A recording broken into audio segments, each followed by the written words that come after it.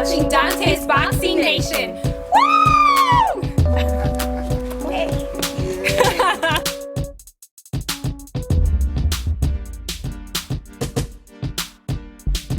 Kell Brooks. He said 157 he'll fight you. I think it's too small. Too small? Too small, yeah. You know, my focus on 160 in middle division right now. Kell Brooks or everybody just trash talk, you know.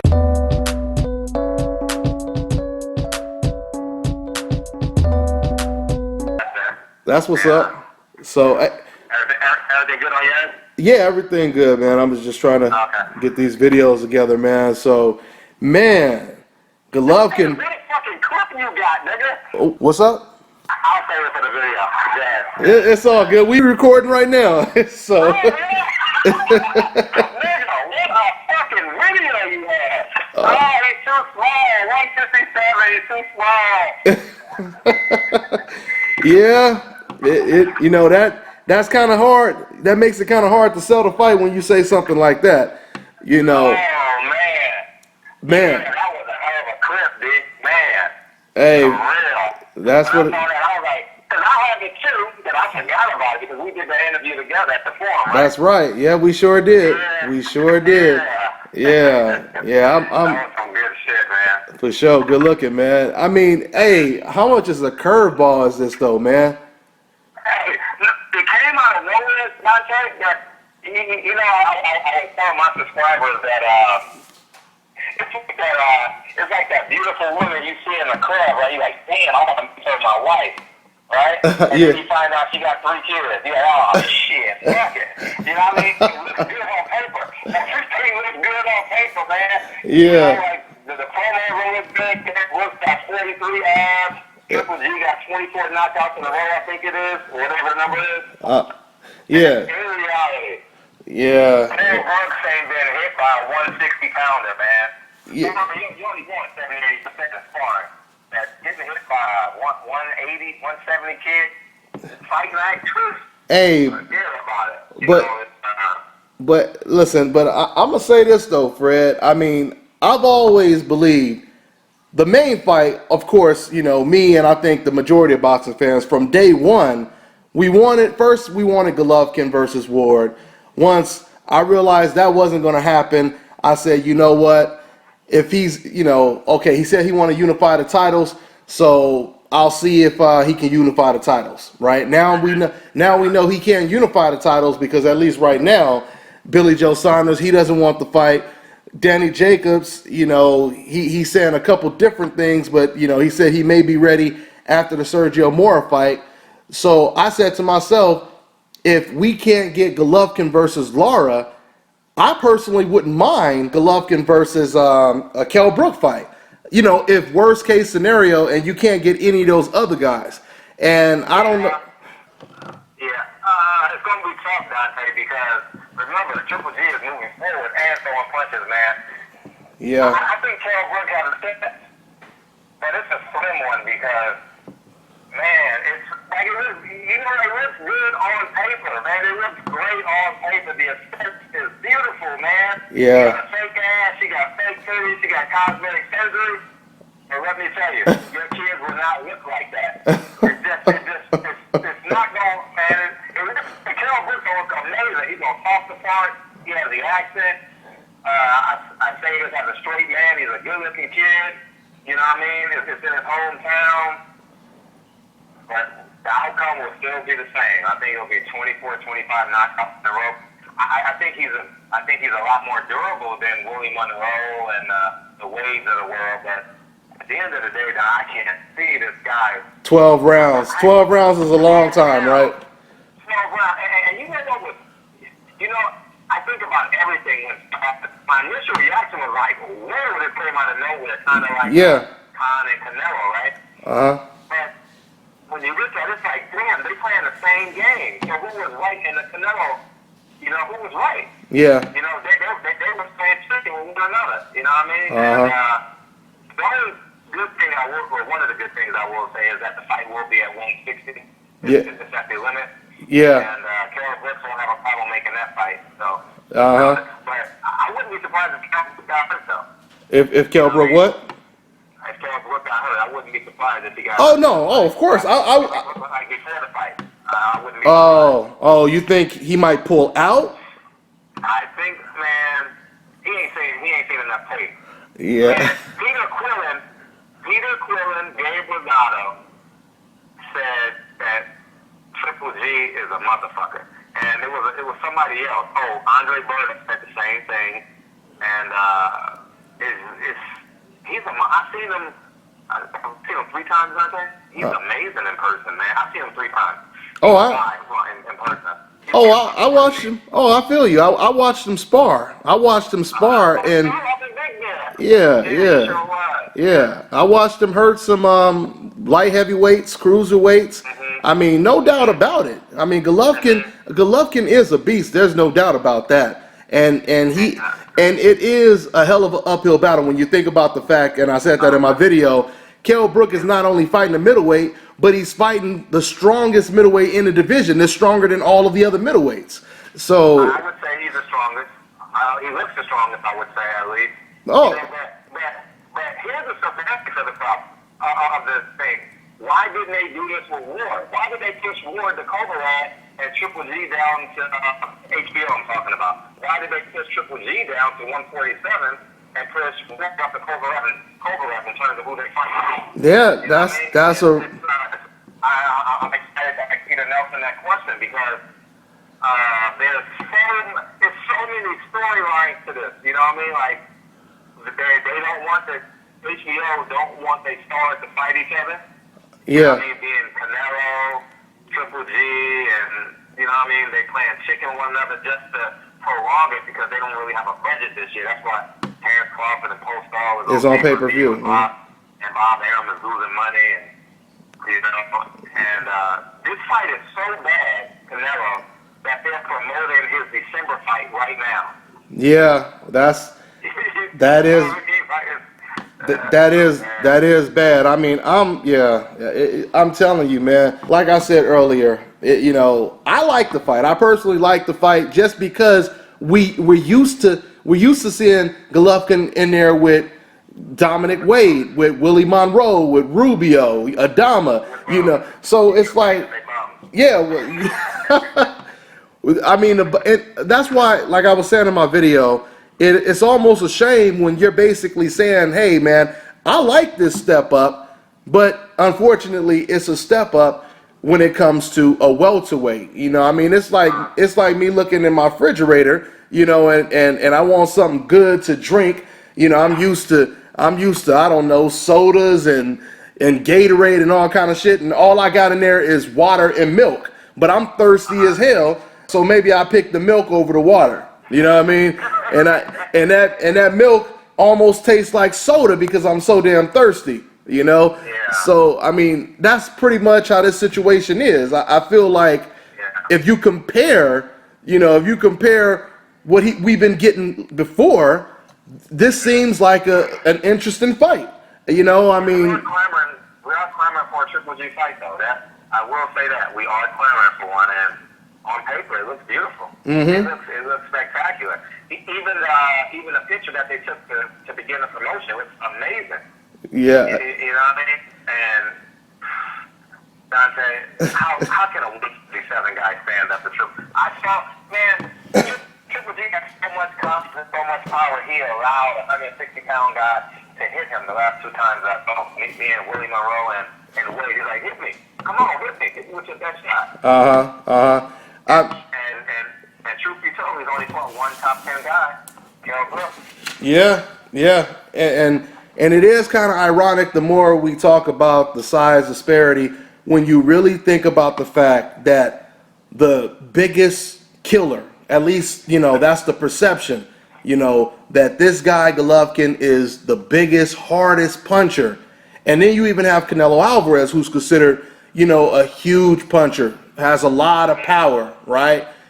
You would not expect the 2 biggest punchers to be fighting smaller men. I mean, you would expect more of the fighters they say are pillow-fisted, like Floyd Mayweather, the ones they say don't get knockouts, like Andre Ward. You would kind of expect them to be doing that quicker than the strongest guys in the division to be fighting the smaller guys, you know. So that right there is you know, I mean, I won't blame that on Golovkin directly, but it's a hell of a coincidence. So we, you know, put it that way, you know. And HBO is just excited to get out this year. Like, man, we made it through.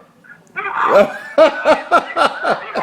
for real, they're like, man, let's just sustain our subscribers, man, because we making it by the skin of our chin, you know what I mean? And especially with, and the funny thing is, I really like HBO's presentation of boxing. Sometimes, or a lot of times, I'm annoyed by Jim Lampley.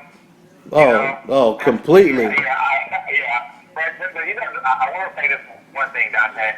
I was present, man. That interview I did with Jim Lampley at when Muhammad Ali passed away in the Vargas-Toledo fight, he moved me, man. He was telling he told the story before, but with the tears, he had boogers coming out of his nose. I was just like, wow. You know what I mean? So he pushed me more towards the middle after that interview, but overall, I'm impressed with the presentation of it. The commentary I disagree with sometimes, but the presentation of HBO is much better than Showtime. But Showtime right now is putting on better fights.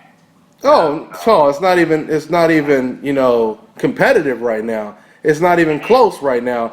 I mean, and one thing I'm gonna say is it didn't move me. I mean, you know, I heard it, but my whole thing is, like I said, I've had so many decafs in my comment section. They discredit every single black fighter today.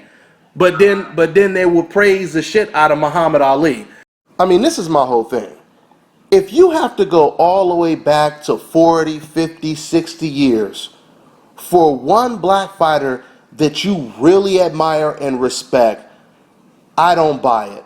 I don't buy it because of the fact that Muhammad Ali, he's the one that came up with the phrase, float like a butterfly, sting like a bee. Muhammad Ali, he moved around the ring more than Floyd Mayweather did. Muhammad Ali's philosophy was congruent with Floyd Mayweather's, Roy Jones Jr., Pernell Whitaker, and all these other American fighters that believe in the sweet science of the sport. And the reason why I added those other names, Roy Jones and Pernell Whitaker, it's because I have the actual clip of Jim Lampley not only discrediting Mayweather, so people can't say it's just because he doesn't like Mayweather personally, etc., etc. No, he included Roy Jones, Pernell Whitaker's name, right along with Floyd Mayweather's name.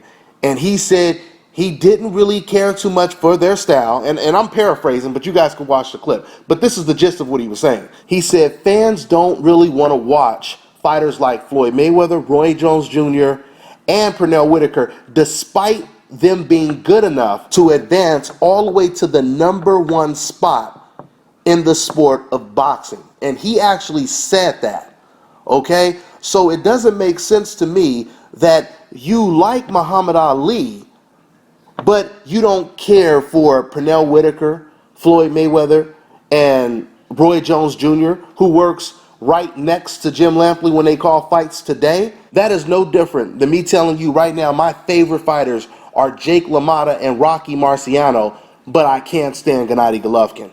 How does that make any sense? It doesn't make sense. And that is the reason why I do not buy it when I see this man crying for Muhammad Ali. I mean, just because you go to a funeral does not exonerate you from being a racist. I mean, Donald Sterling, he dates black women, and he's still a racist.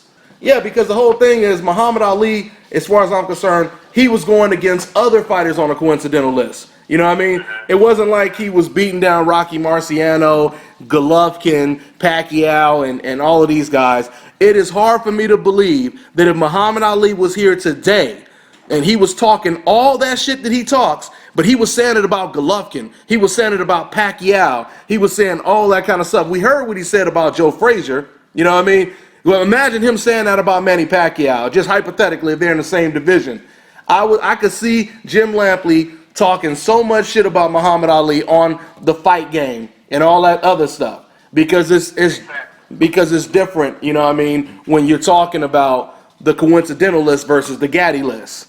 So, you know, I mean, it is what it is, but to me, once again, I just, you know, like you see people today talking about boxing and they don't have nothing positive to say about any of the black fighters today, but they'll tell you their favorite fighter is Mike Tyson, but you don't like fighters today like Errol Spence that are aggressive like Tyson or Keith Thurman or anybody. You know what I mean? It doesn't add up. But anyway, I know I jumped off subject, but you know how it goes. No, you're right.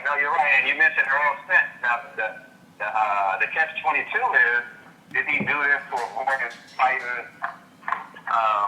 Errol Spence? Or delay fighting Errol Spence and didn't say, oh, I can't make 147. Say that again. Say that again. Yeah, like, the catch is, did Kell Brooks take this fight thinking I can avoid or prolong Errol Spence from coming for my shot? Oh, yeah. Oh, that's definitely, that was the first, when I first heard Kell Brooks say that he's thinking about either moving up or fighting Kell Brooks next, I knew after he said that he wasn't trying to fight Errol Spence. I knew when he said that. I mean, if you really think about it, since Errol Spence knocked out Chris Algieri, we haven't even heard Kell Brooks say anything about Errol Spence. And I was going to ask you about that too, Fred. I was about to say, what do you think about that? He would rather fight a middleweight than fight Errol Spence in his own division. I mean, don't get me wrong. Of course, I assume, you know, he's going to make a little bit more money fighting against Golovkin. But still, at the same time, I truly believe that Kell Brooks believes sincerely that Golovkin would be an easier fight than fighting Errol Spence. I truly believe he thinks that. I mean, it doesn't... Stylistically, you're right. Stylistically, he is an easier fight because, man, it's...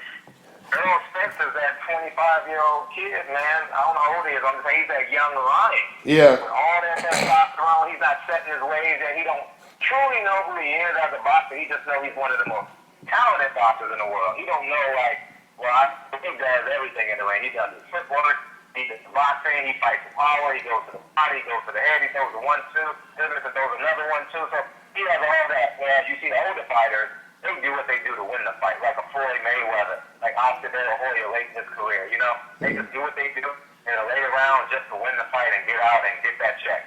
Mm-hmm. So stylistically, Triple G is a much easier fight in terms of... It's just style. Yeah, minus the weight. Yeah. I think Errol Spence got better footwork. You know, we don't know if Triple G has defense. He hasn't had to use defense in 25 fights, so we really don't know. We really don't know, can Triple G take a punch? We've never seen him. Yeah. We've never seen him hurt. But like I said, I think he's a hell of a fighter, man. I think he's the best fighter in the world, and Andre Ward is the best. I think Andre Ward is the best collectively. You think Golovkin is the best in the world? Best fighter. Best fighter, like in terms of getting knocked out. See, I think he's the best. But I think overall, I think Andre Ward is better in terms of the whole package. Yeah, and I know, Fred, we talked about that before. Yeah, we already disagree. No, and that's cool. Nothing wrong with that.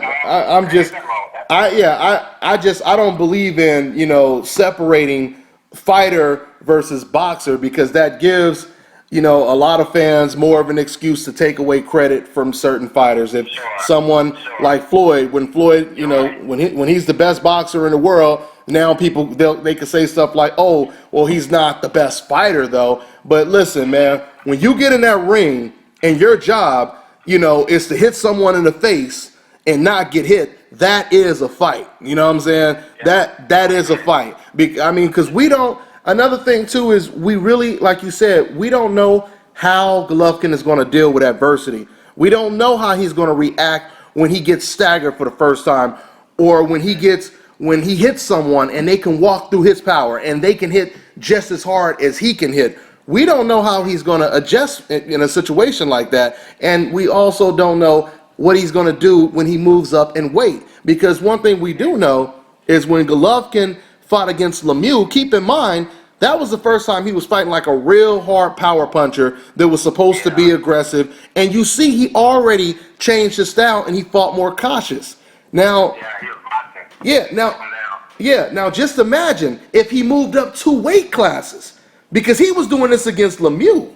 So imagine if he moved up 2 weight classes and he had to fight a Lemieux at light heavyweight, super middleweight, and they're not gun shy like Lemieux. You know what I mean? So I think we're going to see more of a boxer like we've seen in the Lemieux fight. That's why, you know, it's kind of hard to distinguish the two, I feel. But, yeah, but... He hits so hard, though. Oh, yeah. We agree on that. We agree. I seen him... Once again, man, I seen him knock this dude down over and over and over again, and the dude was, I think he was a cruiserweight. You know, I ain't gonna say his name, but he knocked this dude over and over, you know, with body shots. You know what I mean? It was with nothing but body shots. So I know he's a beast, and I know he's capable. Golovkin is capable of being great, but he just has to go in there and he has to show us. That's just all there's to it. You know? Yeah, you're right. He has to show us. You know, we can look at some nice ass cars on the car lot and we can expect that they run good as hell. But we got to test drive that car. You know what I mean? We got to and probably keep it for a while, see how durable it is. You know, so that's what it is, though, man. But he is a beast, and it's unfortunate for Golovkin because, like you said, if Golovkin goes in here and he knocks Kell Brooks out, then he was expected to knock him out because they are going to say he was a welterweight. So I like the fight, but realistically, it's win-win for Kell Brooks. You know what I mean? It's win-win. Yeah, it is. And the thing I have to say about this fight is it's literally 2 months away. Yeah. There's not a 4-month, so we literally can just push through a couple of weeks and guess what? It's 4 weeks left because we got a whole bunch of fights in July. And by the time we wake up in the first week of August, it's here. Yeah. You know what I mean? So which is exciting. It's not a 4-month window where we got to sit and wait for the fight and stay anxious. So it keeps us looking forward to something. Yep. So that's a good thing about us being boxing fans. You know, it's just fortunate that we're on the other side of the velvet rope and we have access to these guys. But yep. I wish I could go to this fight. You know what I mean? I wish I can go, but, you know, the numbers don't make sense for me to go. Yeah. It's, God, man. It's a sexy fight, man. To me, it's a sexy fight. It's a conversation piece. Uh-huh. But he has no chance. I mean, careful with that.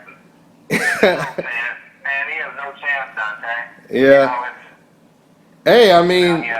I feel you. It's a steep hill to climb, man. It's a steep mountain to climb.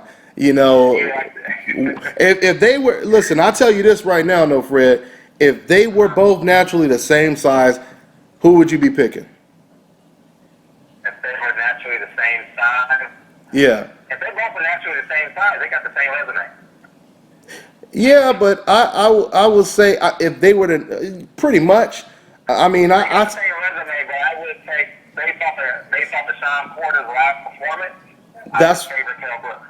That's what I was about to say. If we're comparing resume, I still believe Sean Porter. You know, he's much better than anyone on Golovkin's resume. I mean, just like you said, look at what Sean Porter did against Keith Thurman. You know, now imagine if Sean Porter was a natural middleweight. And he was leaning on Golovkin like that. He was taking Golovkin's best shots and still coming forward. You know, that would be an extremely competitive fight. But I truly go ahead. No, I truly. You just reminded me of a thought because I remember at the fight we did a big spread on Sean Porter. We thought he was gonna win the fight in the newspaper, right? And I got to the fight. And when Kell Brooks took off his robe, I said, damn, this guy looks like a Greek guy. He looks so much bigger than Sean Porter. So I would say that he cheated the game, meaning I think Kell Brooks is a disciplined guy. He runs, he eats well. Just because when you see him in person, he looks like he weighs 175 pounds because he carries so much muscle. You know? And I think on paper, it's a great fight, man. It's a great fight, like Mike Tyson, Lennox Lewis. It's a great fight. On paper. You know, we can do this shit in Memphis. Wherever they fought, we're going to do this in Memphis. We're going to have 1.5 million pay-per-views. Even Mike Tyson, 20 years later, said, I knew I couldn't beat that guy, but I had to sell the fight. Oh yeah, oh yeah. I mean, and at the time he almost act like he pretty much knew. I mean, it was, yeah, it was pretty. Yeah, I mean, it wasn't, a prime Tyson, but I see what you're saying. But let me ask you this though, Fred, who do you think Golovkin should have picked in this situation? If you can't get a 160 guy like the Joseph or Saunders, Andrade or one of the Charlos. If he goes down one division, yeah. You said, oh man, I would love that. You said if he went down a division though, right? If he went down to 54, he should go to the Andrade, Charlos, and the Lars. If he goes up, he should tap towards the Darrell, then the James Miguel. Badu Jack really has no money involved, and he has a strap. He has a green strap. So Miguel, Badu Jack, or the Darrell brothers in that realm. So it's funny. It's funny we mention all these names. All roads lead through PBC. Yep. You're like, damn, they have all these great fighters. Man. They're not great yet, but all these good fighters, And think about it. And it's only been like what, 2 years when it comes to the emergence, and not even 2 years. It's been a year and a couple of months. Man. They're doing a hell of a job over there. Oh They're yeah. doing a hell of a job.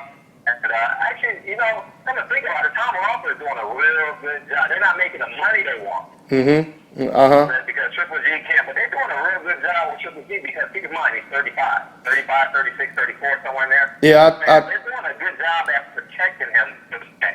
You know what I mean? And they got the Mexican style. They got all the Mexicans.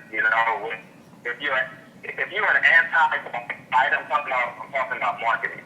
If you are an anti-black fighter, meaning you have the Mexicans and the whites on your side, you're gonna be a favorite. You give them in terms, and that's just the landscape of boxing. It's nothing that will be until the sun runs out of heat. Yeah. That's gonna be the ticket. So. Yeah. No doubt about it. But I mean, the way I'm reading these comments, Fred, and just from what you said, and looking at the response of the boxing fans, it seems like they're starting to put the same kind of pressure on Golovkin that they put on Canelo Alvarez.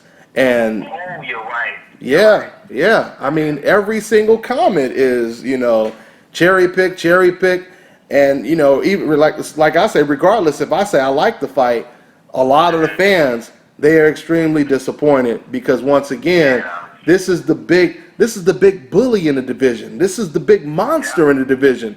You don't expect him.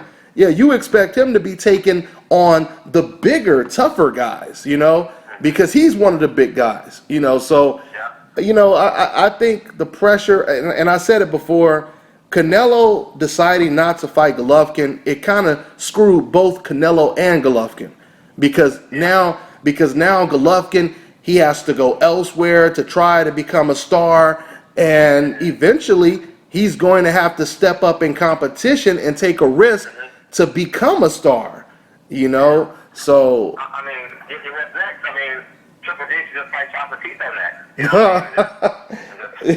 and it would probably sell. And it would probably sell. Because he looks like because Chocolatito looks like a brother in the air when he's not training anyway. So, you know what I mean? Oh man. See, that's hey.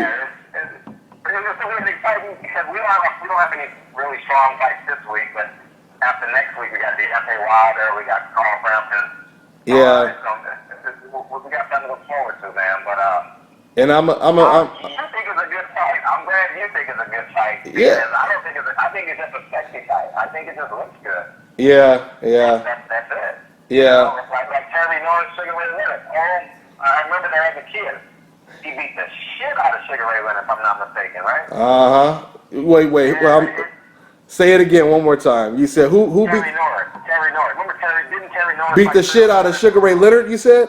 Yeah, didn't he? Oh yeah. Sugar Ray Leonard. It looked good on paper. He was retiring though, but it looks good. Like, oh my God, people are nostalgic. Yeah. We gonna sell this fight, man, Yeah. he gonna beat the living shit out of him. Yeah, you're right. That's a good example. That's a good example.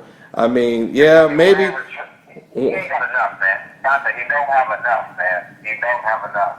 And Yeah. that clip that you got needs to go viral. Like, God, man, that's a million-ass clip you got, dude. Oh Man, man. when I heard that shit, today before I left to go cover the jury, I was like, holy shit. He said, oh, no, too small. Yeah. Like I said, it's kind of hard to sell the fight, when you say some shit like that, But Yeah.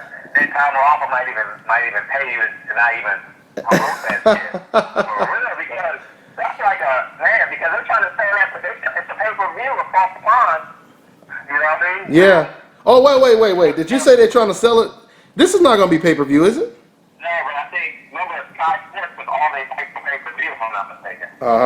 Yeah. All the big fights, so I think they got to pay over there for it. As an American, we get it free. Uh-huh. We pay the $17 extra a month to HBO. Yeah. But, it's gonna be an interesting fight. It's Yeah. gonna be interesting pre-hype because you think they'll do a press run in LA and New York probably, and then across the pond? I don't know. You said, do I think it's gonna be what? I hope they do a press run in LA. Oh, of course they have to. They have to. They have to sell the fight. I mean, it's already. I mean, with the type of backlash they're already receiving, they're going to have to try to sell this fight as best as they can. Yeah. But yeah, man. I mean, I really do wonder. Does Kell Brooks struggle at welterweight? Is he walking around at like 180 and we don't know about it? I mean, I do wonder if that'll factor in at all. Probably not. Hey, how tall is Kell Brooks? What is he, like 5? He's like 5'8". He's like 5. I think he's 5'9". Like I think he's 5'9". 5'9". Yeah. It's a tough uphill battle, no doubt about it. No doubt about it. It's another situation like Amir Khan, where Amir Khan, he basically had to go 12 rounds without getting caught at all. You know what I mean? Yeah, you're right. Like I said, I made the comparison to when you're playing Mortal Kombat and Street Fighter, and you playing a handicap match where you start the round off with just a quarter of health, right? And the other guy has a full energy bar, and you got to beat him without getting touched. That's the situation that Kell Brooks is in. But I wonder, I mean, because one thing about Kell, and I don't know how much this is going to help him, but he is good with tying on the inside, tying up on the inside. But Sean Porter is shorter. He has leverage. He doesn't weigh as much. Doesn't have this. Kell Brooks got great muscle density. He's very strong. I don't know what his fat content is, but he has great density to his muscle. He may even come in looking better than Triple G on fight night. But you said that's going to be just for show. It's a good pony show, right? Like the great Chick Hearn says when the Lakers are playing and the chances of team beating the Lakers in 8, he says, Chick Hearn would always say, well, your chances are slim and none. So he needs Hussein Rahman right hand and I don't know, it's gonna take a lot. It's gonna take a lot. He says, man, it's unfortunate, man. It's really unfortunate that we didn't get to see Golovkin challenge Andre Ward. I mean, it almost makes you wonder, is Golovkin dealing with some sort of karma? I mean, just like Paulie Malignaggi said, he said Canelo is doing to Golovkin exactly what Golovkin did to Andre Ward. And now look, Golovkin, he doesn't have, now since he didn't fight Ward, he doesn't have Canelo, he doesn't have Floyd Mayweather, he may not even have the other champions at the middleweight division. So it's making him really look elsewhere, and that could be dangerous. That could be really dangerous. So. And you actually had a really good interview with Abel Sanchez. Virgil. Oh, okay. And he alluded to that, and he said the pressure, HBO put pressure on Andre Ward to move up. Yeah. You know, Yeah. to fight a Kovalev and So that they could protect Golovkin. Yeah. man, they're protecting Golovkin because they know that only they know their window is so much smaller with Golovkin because of his age.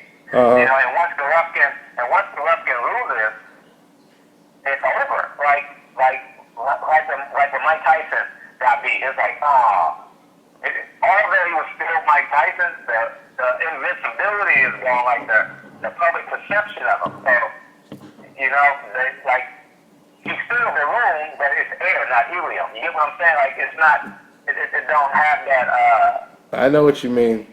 yeah, you know, so, Yeah, the body. Triple D as long as they can. Yeah. I mean, it ain't too many more welterweights. I think they're gonna fight. So. Hey,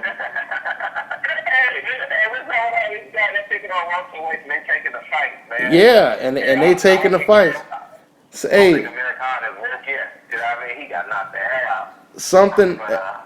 something else I just thought about is then you have to ask the question, you know, when are fighters like Canelo and Golovkin, when are they going to be willing to do what they're asking their opponents to do, which is move up in weight? We've seen Andre Ward do it, and that's something else Virgil Hunter said after the Amir Khan fight.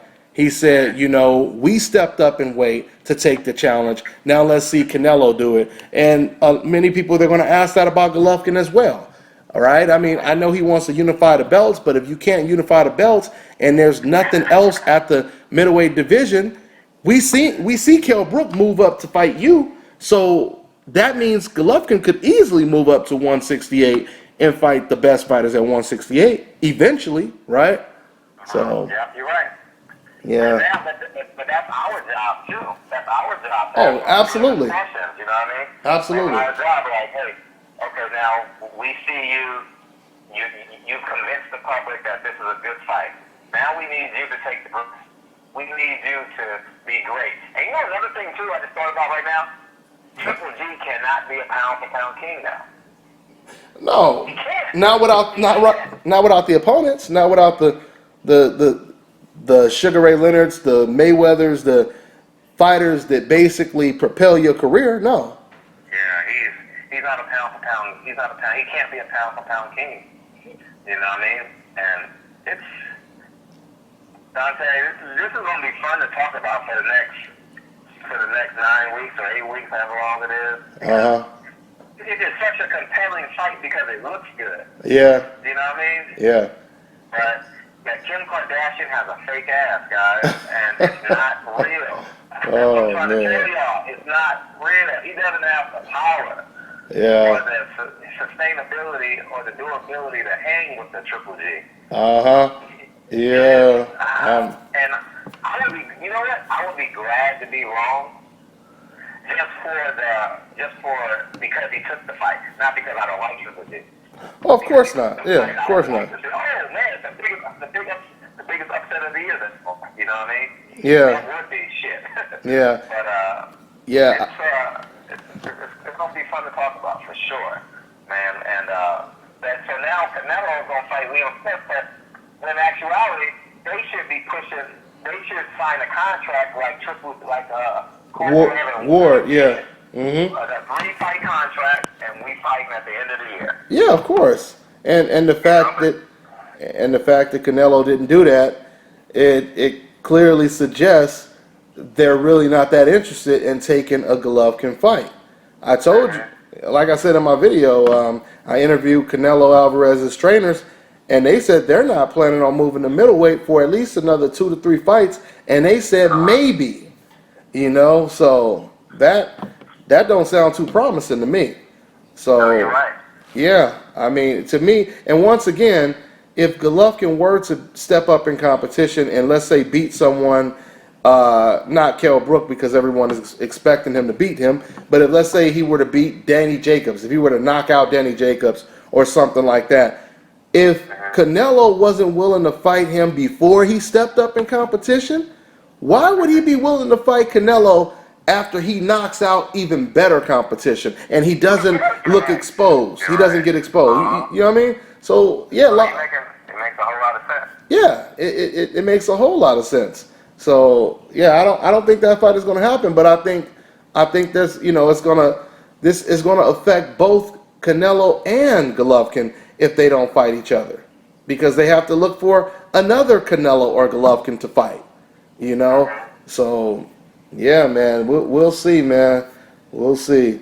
But good talk on that, man. And yeah, I'm going to Alabama. I'm gonna go ahead and Oh, yeah. yeah, No, yeah, that's good work. That's good work. How's yeah, your family going? Yeah, for sure. yeah, man. I figured what I wanted to basically do is I wanted to make up for not making it out to New York.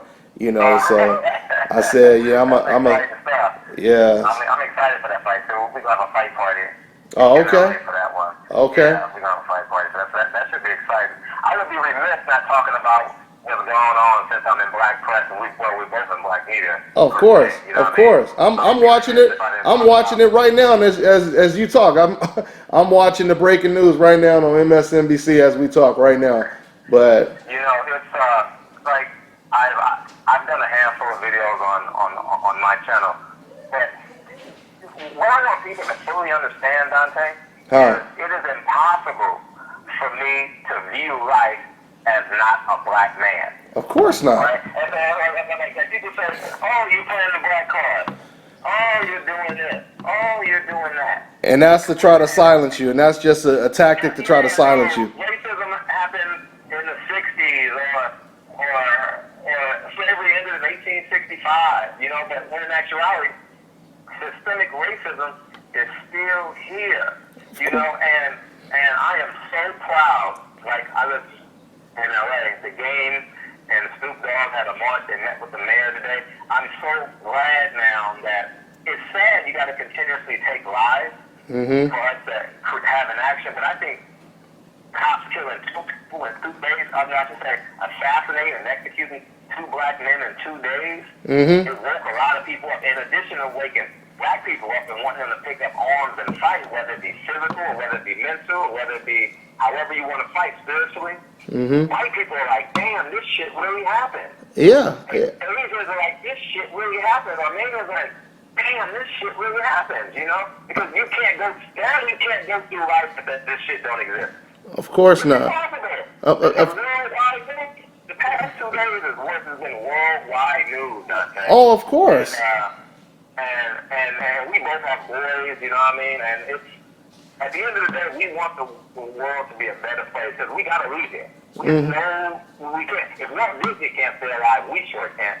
You know what I mean? So it's got to be. We want to leave the world in a better place, and we want our children to be safe. And I was having a conversation with a guy. He says, blacks and Latinos are the only 2 people on earth that have to have a conversation with their kids on how to converse with the police. Yeah. When everyone else is talking about the birds and the bees, you got to teach your kids, how to put your hands up and, be submissive as possible when you see a cop. Man, it's I'm already. Look. It's a tough pill. It's a tough pill to swallow. The gift and the curse of whoever assassinating those 5 cops is, oh shit, there may be more people out there, and I don't even know that there was a person that they say did it because it's kind of too coincidental. You know what I mean? For that to happen. I mean, Black Lives Matter rallies all over America the past year, and they chose this time to do it. So it's just kind of skeptical to me, and first they said he shot himself. Then they identified the man, and he actually came with his brother, and his brother was on CNN saying, my brother didn't kill nobody. He gave his gun to someone else, and then I go on Tyree's timeline. There's a video of him actually giving the cop his gun because he wanted to be in a peaceful rally, but he didn't have a permit to bear arms. And then they say they took in a robot that detonated a bomb. So there's so much. And they said it was 3, and now they say it's 1 shooter, 1 sniper, excuse me. So there's a whole lot of, stories out there, and I don't know which is true. But the bottom line is, we have people's attention. No. And it's just not even a Band-Aid anymore. It's like unveiling the sheet over like a bloody body. That's that they thought was dead. You know, like you take the sheet off. You know what I mean? And now you have this black population, like we're suffocating. You know, because of systemic racism and ignorance, like intentional ignorance upon everyone else, pretending like this shit is not a reality. You know, you and I were having a conversation. I'm not gonna mention their name, but remember after the fight in Vegas, we were having a conversation. I was like, you know, I ain't gonna never forget it. Let's just leave these motherfuckers. Let's just leave these Yeah. motherfuckers because they don't fucking get it. Yeah. Like, y'all don't fucking get it. Y'all think the world is just all peachy and clean, and just because you have a credential to go to fight, and I don't have a credential to fight, that doesn't make us fucking equal. We are not equal. But You get what I'm saying? Our roads are different. but see, know what I mean? And- but see, he knew. But he knew life wasn't peaches and cream. He knew that these double standards existed. They know this already, but they don't want to be associated with the guilt. That's what it is. Because they know that if they admit to it, then they have to look themselves in the mirror and basically feel guilty and say, well, actually, it's my fault. You know what I'm saying? That these people are getting treated. I'm one of the people treating these black fighters like this, et cetera, et cetera. That's the reason why they want to act like it doesn't exist. Like I told that guy. I told him that, and this is when we should have left. And I always say, you know, when I think about that conversation, I should have left right after I told him. Even Abel Sanchez even said it himself. He said the reason why, you know the reason why I decided to work with Golovkin when he first came out here, not so many people knew who he was.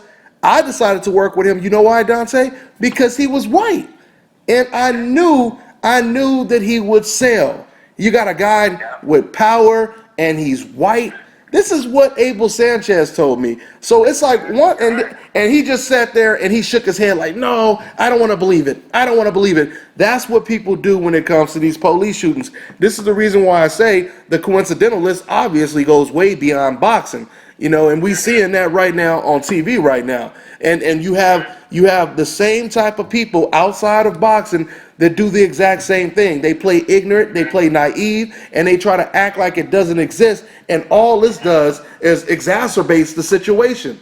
You know, it makes it, it makes it even worse. You know, it's like when I look at these police shootings, I always use these analogies this analogy when I talk about this. I say that's like me and you right now, Fred. We decide to go out and start robbing banks. We get caught, right? And then they let us go. We go to court and they say, okay, go ahead. Everything is good. Just give us back the money and you could go home.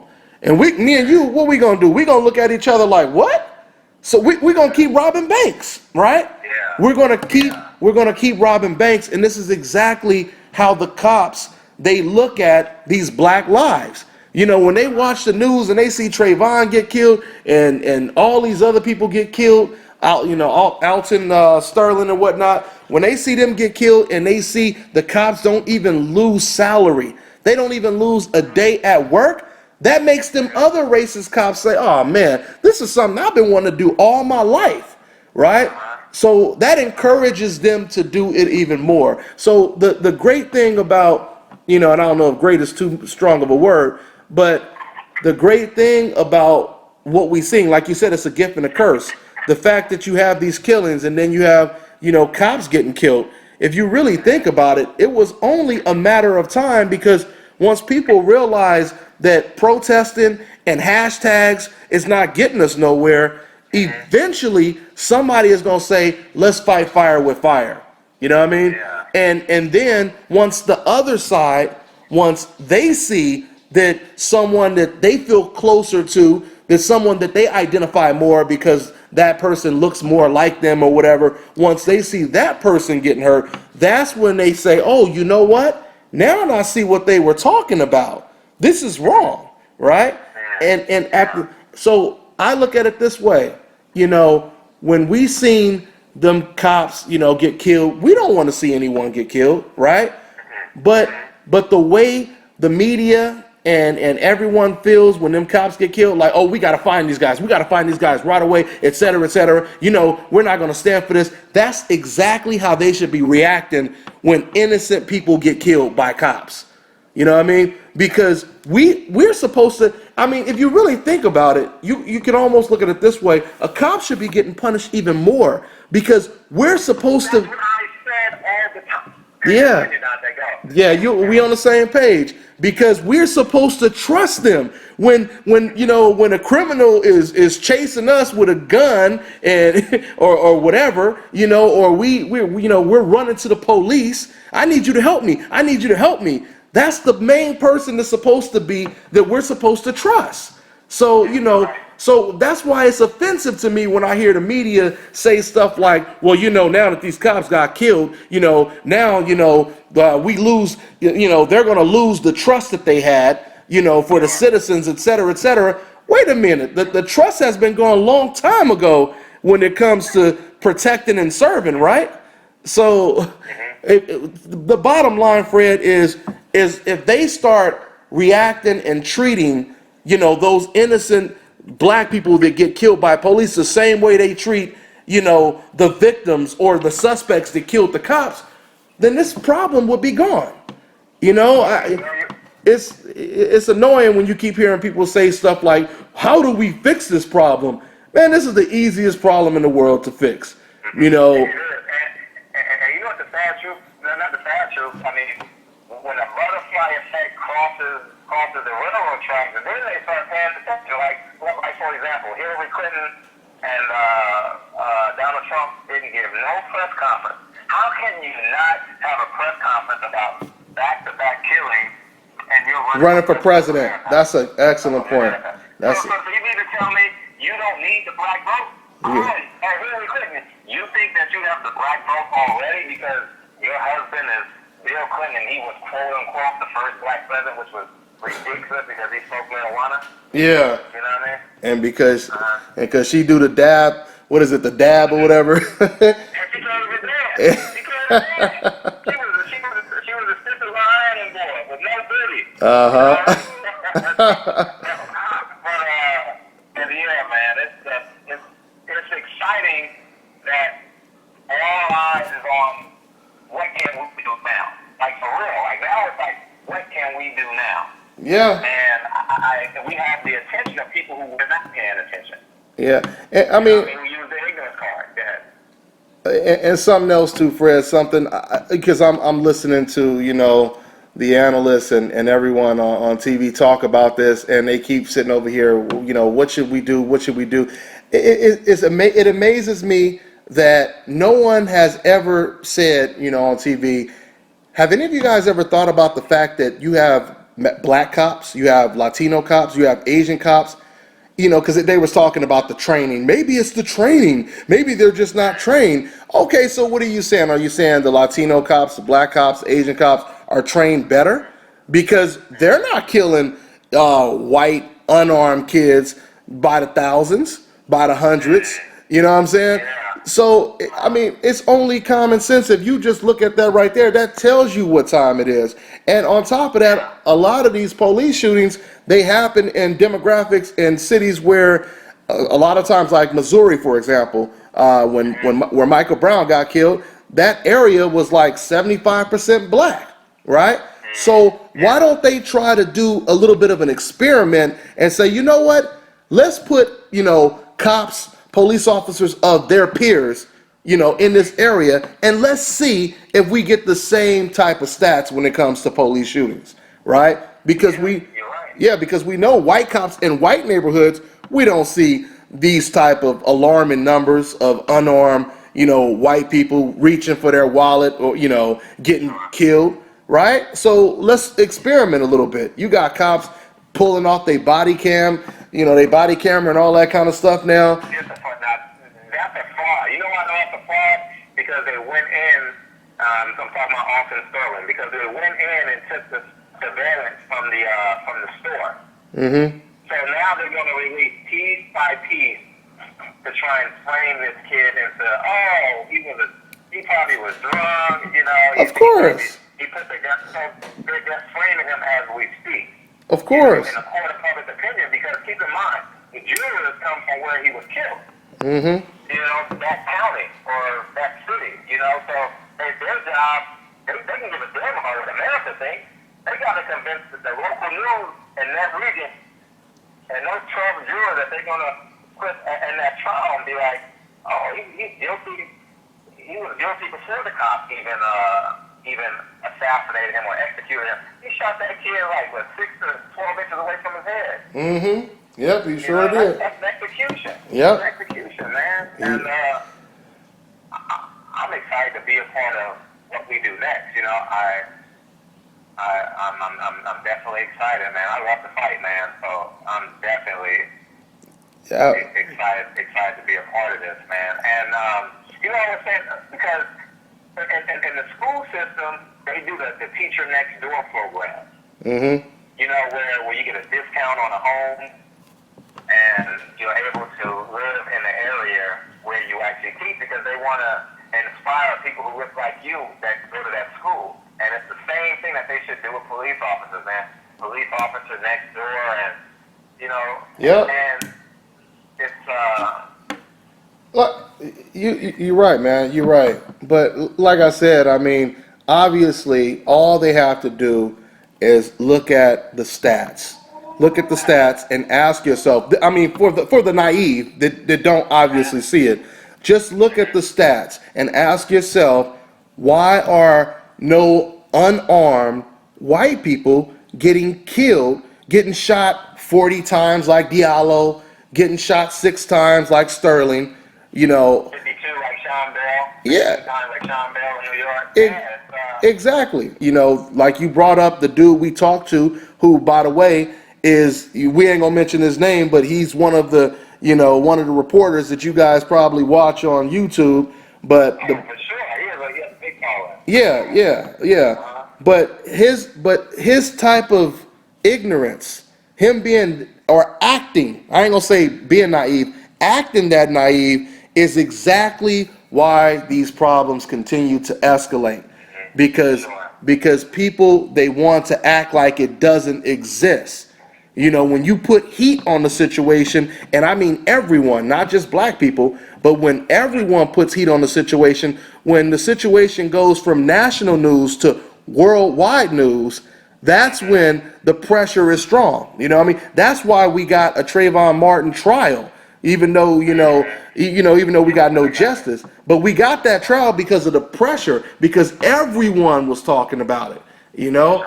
And you know, that's why it is important to talk about this stuff, because the same things that happen in boxing is the same things that's happening outside of boxing. It's not a coincidence the least respected fighters in boxing happen to be the same color of the people who keep getting shot and getting no justice for it, right? Yeah. Just like fighters on a coincidental list, they get no justice.